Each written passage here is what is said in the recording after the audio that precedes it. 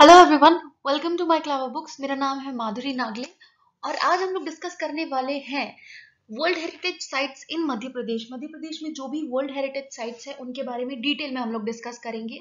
और क्योंकि ये बहुत ज़्यादा इंपॉर्टेंट टॉपिक है तो आपको इसको ध्यान से पढ़ना है और याद भी रखना है इंपॉर्टेंट चीज़ें जो आज हम लोग डिस्कस करने वाले हैं। लेकिन अगर आप मुझसे कुछ पूछना चाहते हैं और कुछ क्वेरीज है आपकी, तो आप मुझे इंस्टाग्राम पर फॉलो कर सकते हैं, वहां पर आप मुझे मैसेज कर सकते हैं या फिर आप किसी भी वीडियो के कमेंट सेक्शन में जाकर कमेंट कर सकते हैं। तो इस तरीके से आप अगर कुछ पूछना चाहे तो मुझसे पूछ सकते हैं। अब इस टॉपिक को समझने से पहले कि world heritage sites in Madhya Pradesh, आपको हेरिटेज को समझना पड़ेगा। अगर हम लोग हेरिटेज की बात करें, देखो सांस्कृतिक विरासत, कल्चरल हेरिटेज, तो हमारे पास क्या है, विरासत क्या है, ऐसी चीजें जो एंशियंट टाइम से चली आ रही है और जिनके होने का सबूत आज भी हम लोग देख सकते हैं। अगर मध्य प्रदेश की बात करें तो 1956 में एग्जिस्टेंस में आया मध्य प्रदेश, पर फिर भी मध्य प्रदेश नहीं कहलाती थी ये जगह, पर फिर भी ये जो है बहुत सारी चीजें और बहुत सारे इवेंट्स को एक्सपीरियंस किया है मध्य प्रदेश ने। लेकिन यहाँ पर आपको ना सिर्फ उन चीजों के बारे में बल्कि कुछ ऐसी चीजें जो कई सौ सालों से, हजारों सालों से वैसी की वैसी बनी हुई है। क्या क्या आपको कुछ मॉन्यूमेंट्स मिलते हैं, कुछ कार्व टेम्पल्स मिलते हैं, स्तूपास मिलते हैं, फोर्ट या किले जो है वो मिलते हैं, या पैलेस या महल जो है हिल टॉप्स पर वो मिलते हैं। बहुत सारे विजिटर्स यहाँ पर आए, एम्पायर्स रहे हैं यहाँ पर, किंगडम्स रहे हैं और बहुत सारे ग्रेट वॉरियर्स रहे हैं जिन्होंने ये बिल्डिंग्स जो है बनवाई।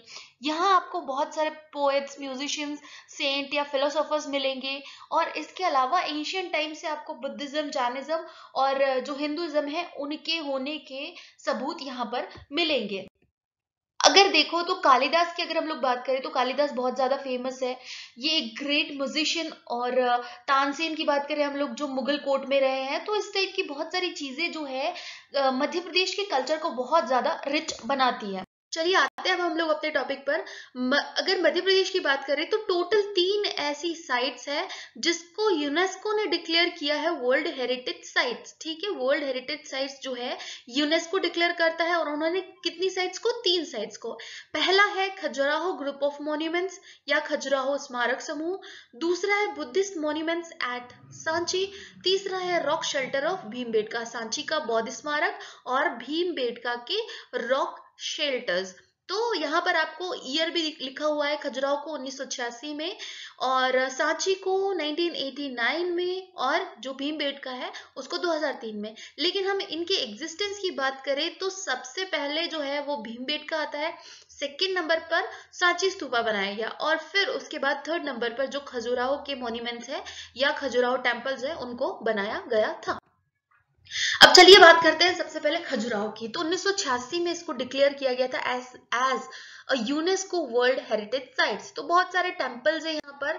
और अगर हम लोग बात करें तो वैसे खजुराहो जो है आपको छतरपुर डिस्ट्रिक्ट में मिलेगा। यहाँ पर ग्रुप ऑफ मॉन्यूमेंट्स है जिसमें हिंदू टेम्पल्स भी है, जैन टेम्पल्स भी है। ठीक है। और अगर हम लोग बात करें छतरपुर डिस्ट्रिक्ट जो मध्य प्रदेश में है, तो लगभग झांसी से 175 किलोमीटर है, क्योंकि झांसी एक लैंडमार्क की तरह यूज कर सकते हैं आप अगर आपको खजुराहो जाना है, तो इससे 175 किलोमीटर की दूरी पर है। फिर इसके बाद अगर हम लोग देखें तो स्टाइल कौन सी है, ये आपको बहुत अच्छे से याद रखना है कि ये नागर स्टाइल में बने हैं। ठीक है, नागर, वैसर, द्रविड़ वगैरह जो स्टाइल्स आप पढ़ते हैं आर्किटेक्चर की, तो ये नागर स्टाइल में बने हैं। ये बहुत ज्यादा इंपॉर्टेंट है, नागर स्टाइल के ये टेम्पल है।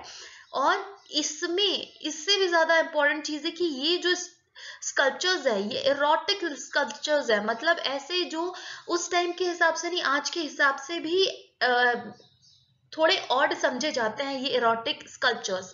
अगर हम लोग बात करें तो माना जाता है कि 950 एडी या फिर 950 ईसवी में से लेकर 1050 ईसवी के बीच में, लगभग 100 सालों के बीच में इन मंदिरों का निर्माण करवाया गया था बाय चंदेला डायनेस्टी। ठीक है, चंदेल रूलर्स जो थे, चंदेल वंश के शासक, उन्होंने इन टेम्पल्स को या मॉन्यूमेंट्स को बनवाया था। अब देखें तो हिस्टोरिकल रिकॉर्ड क्या बोलते हैं। देखो बहुत सारे हिस्टोरिकल रिकॉर्ड्स हैं जिनमें ये मेंशन किया गया है कि खजुराहो में टेम्पल्स है। तो यहाँ पर ये कहा जाता है कि लगभग 85 मंदिर थे। अगर आपने उस साइट को विजिट किया होगा तो आपको पता होगा कि हर आपको 8-10 कदम की दूरी पर कुछ बिखरा हुआ सा टेम्पल का कुछ ट्रेसेस जो है वो मिल जाएंगे। तो ऐसे 85 टेम्पल्स थे, बड़े छोटे टेम्पल्स मिलाकर, और 12th सेंचुरी में अबाउट इनका जो बनना है वो कंप्लीट हो चुका था और लगभग 20 स्क्वायर किलोमीटर्स के एरिया में फैले हैं। लेकिन अगर हम प्रेजेंट में देखें, अभी की बात करें, तो हम लोग लगभग 25 मंदिर ऐसे हैं जो सरवाइव कर रहे हैं, जो केवल 6 किलोमीटर स्क्वायर किलोमीटर्स के एरिया में फैले हुए हैं। लेकिन इसमें सबसे ज्यादा इंपॉर्टेंट है कंदारिया महादेव का टेम्पल। कंदारिया महादेव जो है एक इम्पॉर्टेंट टेम्पल है खजुराहो का, और इसमें स्कल्पचर्स जो है और जो डिटेल्स है और जो एक्सप्रेसिवनेस है एंशियंट इंडियन आर्ट का, वो बहुत ज्यादा आपको देखने मिलेगा। ठीक है, आगे बात करते हैं। ये जो है खजुराहो ग्रुप ऑफ टेम्पल जो है वो साथ में बनाए गए थे, पर फिर भी ये दो रिलीजन को डेडिकेटेड है। कौन कौन से? एक तो हिंदुइज्म है और दूसरा जैनिज्म है, suggesting a tradition of acceptance and respect of diverse religious views amongst Hindu and Jain region. अभी देखो क्या होता है, ऐसा मतलब उस साइड को विजिट करने के बाद जो लोकल हिस्ट्री है वो ये कहती है कि उस टाइम पर लोग क्या कर रहे थे, बहुत ज्यादा जैनिज्म और बुद्धिज्म की तरफ आकर्षित हो रहे थे। तो क्या बन रहे थे लोग? बन रहे थे एसेटिक, संत जो है, और वो बन रहे थे, लोग संन्यास ले रहे थे। तो घर गृहस्थी की चीजों में रुचि नहीं रही थी उनकी। तो चंदेल शासक जो थे इस बात से बहुत ज्यादा चिंतित थे, तो उन्होंने लोगों का ध्यान घर गृहस्थी की ओर लगाने के लिए इस टाइप के एरोटिक टेम्पल्स जो है वो बनवाए थे, ऐसा कहा जाता है। वहां की लोकल हिस्ट्री में आपको ये सुनने मिलेगा। अगर हम लोग बात करें तो चंदेल डायनेस्टी में के किंगडम्स जो है, चंदेल डायनेस्टी के जो किंग्स हैं, उन्होंने इनको बनाया गया। और जब ये पावर में आए, जो बुंदेलखंड वाला एरिया, खजुराहो जो है बुंदेलखंड वाला एरिया कहलाता है, ठीक है, वहां पर ये बनाए गए हैं। स्पेशली अगर हम लोग बात करें तो जो यशोवर्मन है और धंग, इन दोनों ने सबसे ज्यादा टेम्पल्स बनवाए हैं। ठीक है, यशोवर्मन की अगर हम लेगेसी देखें, विरासत देखें, तो सबसे ज्यादा आपको किसमें दिखती है? लक्ष्मण टेम्पल जो है खजुराहो में, वहां पर आपको देखने मिलती है। वहीं हम लोग विश्वनाथ टेम्पल की बात करें तो किंग धंग जो है, धंग देव भी इनको कहा जाता है, उनके टाइम में ये बना। और द लार्जेस्ट और जो सबसे ज्यादा फेमस है वो है कंदारिया महादेव। ये किसने बनवाया था? ये बनवाया था विद्याधर ने। ये आपको याद रखना है, कंदारिया महादेव जो है वो विद्याधर ने बनवाया था। विद्याधर भी चंदेल डायनेस्टी के ही एक किंग थे। फिर यहाँ पर बहुत सारे सर्वाइविंग टेम्पल्स जो है वो ये कहा जाता है 970 से 1030 में एडी तक के बीच में, या 950 से 1050 के बीच में भी आप मान सकते हैं। कुछ भी लिख लीजिए, वो सही कहलाएगा अगर आपको ये याद रह जाता है तो। ठीक है, इनके डेकेड्स के बीच में ये कंप्लीट किया गया। फिर इसके बाद लगभग 35 माइल्स जो है, महोबा एक इम्पॉर्टेंट सिटी है जो चंदेल डायनेस्टी की क्या थी? कैपिटल थी। ठीक है, महोबा, आपने आला उदल के बारे में सुना होगा, महोबा के बारे में सुना होगा, तो महोबा उसी जगह की बात कर रहे हैं। तो लगभग यहाँ से 35 मील की दूरी पर इन मंदिरों का निर्माण कराया गया था।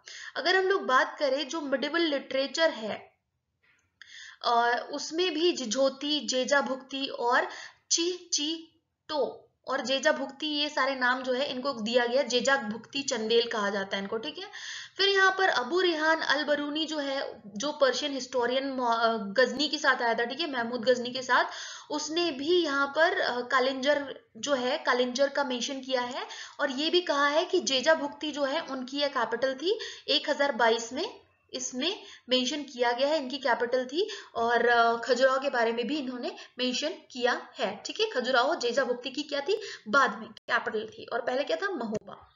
फिर इसके बाद यहाँ पर अगर आप देखें तो महमूद गजनी ने जो है इसको एक अनसक्सेसफुल अटैक भी किया था टेम्पल्स पे। पर अगर हम लोग बात करें, ज्यादातर जो टेम्पल्स है वहां पर, वो अटैक की वजह से डिस्ट्रॉय नहीं हुए हैं, वो हुए हैं थंडर स्टॉर्म्स की वजह से डिस्ट्रॉय। ठीक है, बिजली गिरने की वजह से ये डिस्ट्रॉय हुए हैं। और यहाँ पर ये माना जाता है कि 12वीं सेंचुरी जो ईसवी है, 12th सेंचुरी एडी तक जो है इनका यूज मतलब एक्टिव यूज होता रहा है, जो किंग्स थे वो एक्टिव यूज करते थे। फिर इसके बाद 13th सेंचुरी में जो दिल्ली सल्तनत के अंतर्गत ये जो साम्राज्य है वो आ गया, और फिर कुतुबुद्दीन ऐबक ने यहाँ पर अटैक किया और चंदेला किंगडम जो है उसको सीज कर लिया और उसको अपने कब्जे में ले लिया। तो इसके बाद अब क्योंकि ये मुस्लिम किंग था तो यहाँ पर हिंदू एक्टिविटीज जो है थोड़ी कम हो गई। फिर इसके बाद आपको क्या दिखता है कि इब्न बतूता जो है एक मोरक्कन ट्रेवलर वो आया था, और 1335 से लेकर 1342 एडी के बीच में ये रहा, और कज्जर नाम की जगह इसने मेंशन की, खजुराहो टेम्पल्स को इसने अपनी बुक में जगह दी है। ठीक है, तो यहाँ पर आप देखेंगे ये है नागर स्टाइल के टेम्पल। इनफैक्ट यहाँ पर ये कहा जाता है कि इसमें जुड़ाई नहीं है, ठीक है, यहाँ पर कोई सब्सटेंस यूज नहीं किया गया, ये ब्लॉक मेथड से बने हुए हैं, एक दूसरे में फिट है। अगर आप यहाँ से स्टार्ट करते हैं ना खोलना, तो आप इसको एक लोटस की तरह खोल सकते हैं। ठीक है, लेट्स सपोज ये देखिए यहाँ पर ये एक कलिया है लोटस की, और ये आपस में जुड़ी हुई है इस तरीके से, ये इस तरीके से जुड़ी हुई है, और अगर कल में आप चाहें कि इसको खोल ले तो ये इस तरीके से ओपन भी हो जाएगी। ठीक है, इस तरीके से। तो ऐसा कहा जाता है कि ये जो ब्लॉक मेथड है उससे बने हुए हैं। ठीक है, यहाँ पर आप देख सकते हैं, और ये बहुत ज्यादा डिटेल में पढ़ने की जरूरत नहीं, पर मैंने पिक्चर इसमें इंक्लूड कर ली है, बस आप एक बार इस पर नजर डाल ले। ठीक है, फिर इसके बाद आते हैं हम लोग दूसरी चीज पर, वो है सांची स्तूपा। सांची स्तूपा बहुत ज्यादा इंपॉर्टेंट है, इंपॉर्टेंट तो खैर तीनों ही है। आपको इसके बारे में लिखने में के लिए आ सकता है, अगर आप 2019 के लिए तैयार कर रहे हैं मेंस, तो आपको 15 नंबर के लिए इसको बहुत अच्छे से तैयार करना है। 2020 के लिए कर रहे हैं तो 11 नंबर में बहुत अच्छे से तैयार कर लो। अगर 11 में करते हो तो ऑब्वियसली 6 या 5 में अगर लिखने के लिए आता है तो आप उसको इजीली लिख लोगे, बट इंपॉर्टेंट डिटेल्स जो है वो याद रहनी चाहिए। तो सांची जो है, सांची स्तूपा क्या है, एक बुद्धिस्ट कॉम्प्लेक्स है, ग्रेट स्तूपा भी कहा जाता है। ये सांची टाउन जो है रायसेन डिस्ट्रिक्ट में, ये आपको याद रखना है, ये एमपीपीएससी प्री में पूछा जा सकता है। ठीक है, सांची स्तूपा रायसेन डिस्ट्रिक्ट में पड़ता है मध्य प्रदेश में, और लगभग 46 किलोमीटर नॉर्थ ईस्ट भोपाल से। ठीक है, ये साइड भी मैंने विजिट की हुई है, तो मैं आपको बता सकती हूँ कि वैसे आप अगर हिस्ट्री लवर है तो आपको देखने के लिए वहां पर बहुत कुछ है, और अगर नहीं है तो बस आपको समझ नहीं आएगा कि आप वहां देख क्या रहे हैं। ठीक है, लेकिन ऑब्वियसली 2000 साल पुरानी चीज है तो उसको देखकर, इनफैक्ट वहां पर सिर्फ इतना ही नहीं, आपको सांची स्तूपा तो मिलता है, लेकिन वो जो बुद्धिस्ट मॉन्क के ठहरने की जगह थी, अलग अलग रूम्स के जो ट्रेसेस मिलते हैं, रूम्स नहीं प्रॉपर बने हुए हैं बट ट्रेसेस मिलते हैं कि हाँ यहाँ पर लोग रहते होंगे, कभी मॉन्क्स जो है वो रहते होंगे, कहाँ पर पूजा करते हैं उनकी, जो ये सारी चीजें वहां पर मिल जाएगी। ठीक है, चलिए इसको छोड़ते हैं, आगे आते हैं हम लोग अपनी टॉपिक पर। तो ग्रेट स्तूपा ऑफ सांची जो है वो oldest, one of the oldest stone structures है इंडिया का। ठीक है, और इंडियन आर्किटेक्चर में भी ज्यादा इंपॉर्टेंट प्लेस रखता है। ठीक है, अब अगर हम लोग बात करें तो एम्परर अशोका जो है मौर्यन डायनेस्टी के एक इम्पॉर्टेंट किंग, और चंद्रगुप्त मौर्य जो है उनके ग्रैंड चाइल्ड थे, ग्रैंड सन थे अशोका, और 3rd सेंचुरी बीसीई, ठीक है, 3rd सेंचुरी बीसीई में ये कमीशन किया गया था। ठीक है, एक हेमिस्फेरिकल ब्रिक स्ट्रक्चर है इस तरीके से, और बुद्धा के रिलिक्स पर ये बनाया गया है, उनके अवशेषों पर ये निर्मित किया गया है। ठीक है, इस तरीके से कुछ स्ट्रक्चर आपको देखने मिलेगा, और यहाँ पर जब आप इसकी कार्विंग्स को देखते हैं तो आपको ये लगता है कि किस तरीके से ये कार्विंग्स जो है कहानी बयां कर रहे हैं, और ना सिर्फ ये कार्विंग्स आपको बताती है कि क्या क्या उस समय में होता था, बल्कि किस तरीके से लोग रहते थे, उनका पहनावा तक आप बहुत अच्छे से देख सकते हैं इन टेम्पल्स में। ठीक है, अब इट वॉज क्राउन्ड बाय अ छतरी, छतरी कहा जाता है जो पैरासोल लाइक एक स्ट्रक्चर होता है, ये क्या करता है, हाई रैंक शो करता है, which was intended to honour the shelter relics, मतलब हाई ऑनर किसको दे रहे हैं, ये जो रेलिक्स है, जो अवशेष है, उनको ये हाई ऑनर दे रहे हैं। अब यहाँ पर अशोका ने इसको देखा, इनकी वाइफ देवी जो है विदिशा के एक मर्चेंट की बेटी थी। ठीक है, और सांची जो है उनकी बर्थ प्लेस मानी जाती है, तो अशोका जो है उनकी शादी यहीं पर हुई थी देवी से। ठीक है, 1st सेंचुरी बीसी जो है, यहाँ पर 1st सेंचुरी बीसी में तोरण गेट जो है आगे की तरफ आपको कुछ इस तरीके से तोरण गेट दिखाई देंगे, तो ये तोरण गेट जो है ये 1st सेंचुरी बीसी में बनाए गए, अशोका के लगभग 150-200 साल के बाद। ठीक है, फिर यहाँ सांची स्तूपा जो है मौर्यन पीरियड में बनाया गया था, जो ब्रिक से बना हुआ है, और फ्लरिश्ड 11th सेंचुरी में बहुत ज्यादा फ्लरिश हुआ है। वहीं पे हम लोग बात करें तो बुद्धिस्ट मॉन्यूमेंट जो है मौर्यन पीरियड में स्टार्ट हुआ 3rd सेंचुरी में, और फिर कुछ चीजें जो है 5th सेंचुरी में भी इसमें इंक्लूड की गई है, और लगभग 12th सेंचुरी सीई जो है या एडी भी इसको कहा जाता है, तब तक इसमें चीजें ऐड की जाती रही है।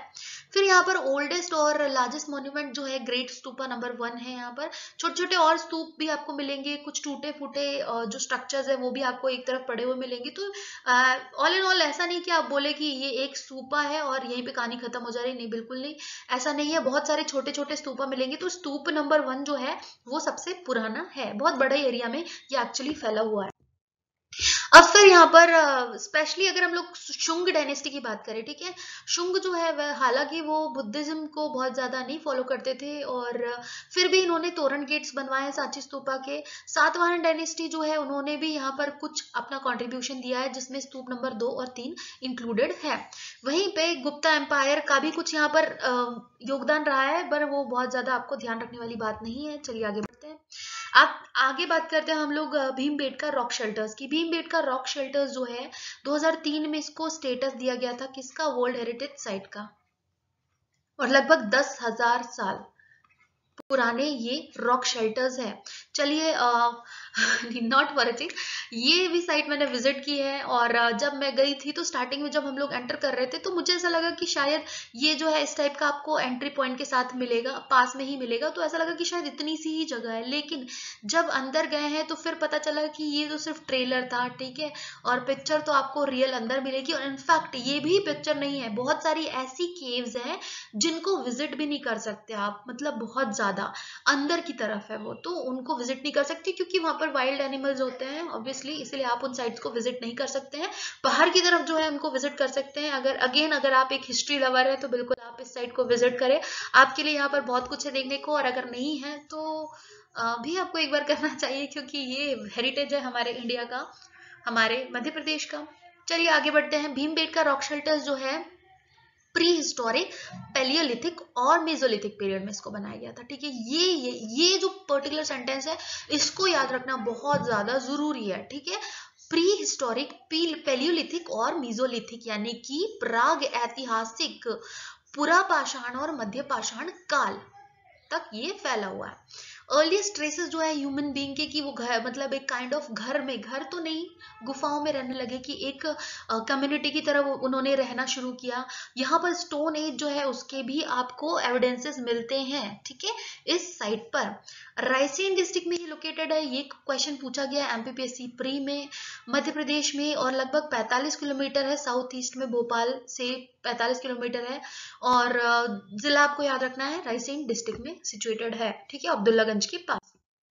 ये देखिए, तो यहाँ पर आपको ये जो है एक वाइल्ड बोर दिख रहा होगा, अगर आप पहचान पाएंगे तो। ये देखो, ये एक वाइल्ड बोर है। वाइल्ड बोर जो है जंगली सुअर को कहा जाता है। तो ये क्या कर रहा है, एक मनुष्य का शिकार कर रहा है ये वाइल्ड बोर। तो उस टाइम पे जंगली सुअर बहुत ज्यादा हुआ करते थे और बहुत डेंजरस भी होते हैं ये ऑब्वियसली। तो ये जो वाइल्ड बोर है ये शिकार कर रहा है एक मनुष्य का। तो इस टाइप की बहुत सारी पेंटिंग्स मिलेगी। कुछ कुछ जगह पर आपको कुछ ऐसे लोग जो है एक साथ डांस करते हुए, मैं बना नहीं पा रही हूँ प्रॉपर, ठीक है, ऐसे आपको लोग जो है ऐसे एक साथ हाथ पकड़ के डांस करते हुए, ऐसा स्ट्रक्चर बता रही हूँ मैं, जस्ट इस टाइप के, ऐसा गो सर्कल में खड़े हुए हैं और डांस कर रहे हैं। तो इस टाइप के स्ट्रक्चर भी आपको मिलेंगे। तो काइंड ऑफ ऐसा कि हाँ चलिए, वो आते थे, शिकार करते थे, फूल पत्ती के रस से एंटरटेनमेंट के लिए प्रोबेबली ही पेंटिंग बनाते थे। एक और इंटरेस्टिंग चीज मैं बताती हूँ आपको, ये जो है आप देख रहे हैं ना, ये रेड कलर में आपको दिख रहा है, ना सिर्फ रेड, एक ही पेंटिंग के ऊपर कम से कम 15 to 17 लेयर्स है। लेयर्स मीन्स, अब देखो यहाँ पर एक पेंटिंग बना दी, टाइम के साथ ओवर द पीरियड ये थोड़ी सी फीकी पड़ गई, फिर उसके बाद एक और बना दी इसके ऊपर, फिर ये थोड़ी सी फीकी पड़ गई, फिर एक और बना दी। मतलब इतनी बारिश और इतने मौसम को झेलने के बाद भी ये पेंटिंग्स जो है अभी तक सर्वाइव कर रही है। तो 15 to 17 लेयर्स है। कुछ व्हाइट में मिलेंगी आपको, कुछ रेड में मिलेगी, तो अलग अलग कलर्स में भी ये मिल रही है। पर हाँ ठीक है, बहुत ही इम्पोर्टेंट साइट है। अगर आप कभी विजिट करना चाहे तो देखो, यहाँ पर ह्यूमन बीइंग के स्ट्रक्चर इस तरीके से दिए हुए हैं, ये आप देखेंगे, ये देखिए। तो इस टाइप से स्ट्रक्चर्स जो है वो दिए हुए हैं, बहुत सारी चीजें आपको यहाँ देखने मिल जाती है। नाउ यूनेस्को जो है उन्होंने लगभग 10 किलोमीटर के एरिया में 750 रॉक शेल्टर्स जो है उनको आइडेंटिफाई किया है। लगभग 10,000 साल ये पुराने हैं। और यहाँ पर एक इंसाइक्लोपीडिया ब्रिटानिका जो है रेयर, वो कहता है कि रेयर ग्लिम्स ये प्रोवाइड करते हैं कि ह्यूमन सेटलमेंट या कल्चरल इवोल्यूशन किस तरीके से हुआ। अगर हम कहते हैं कि हाँ आज हम इस सिचुएशन में कि हमारे पास टेक्नोलॉजी है, बहुत कुछ है हमारे पास, लेकिन शुरुआत कहीं से तो हुई होगी। आज हमारे पास मिसाइल्स है, आज हमारे पास टैंक्स है, सबमरीन्स है, लेकिन शुरुआत कहीं से तो हुई होगी। क्या औजार थे उस टाइम पे, क्या हथियार थे। आज हम लोग बहुत ही तरह तरह के वैरायटी का खाना खा रहे हैं, लेकिन उस टाइम पे शुरुआत कहाँ से हुई होगी कि ये जंगली एनिमल्स जो है, वाइल्ड एनिमल्स, उनका शिकार करते थे, कैसे उन्होंने उनको बनाना शुरू किया, लाइक दैट, ऐसा चीजें जो है। तो इसीलिए एनसाइक्लोपीडिया ब्रिटानिका जो है उन्होंने एक रियर ग्लिम्स जो है उसको कहा है, ये जो रॉक शेल्टर्स है इनको, ठीक है। और फिर यहाँ पर आपको बहुत सारी चीजें मिलेगी केव पेंटिंग्स में। यहाँ पर थीम जो है एनिमल्स भी हो सकती है, अर्ली एविडेंस, जो डांस, जैसे मैंने आपको अभी थोड़ी देर पहले बताया कि वो डांस और हंटिंग के इवेंट्स जो है वो भी दिखते हैं। और ओल्डेस्ट नोन रॉक जो है इंडियन सब कॉन्टिनेंट में, वो यही है, rock complex, pre historic time के। एंड तीनों चीजें जो हमने बहुत अच्छे से डिस्कस कर ली है, एंड होप कि आप लोग को समझ में आया होगा। अगर आया है तो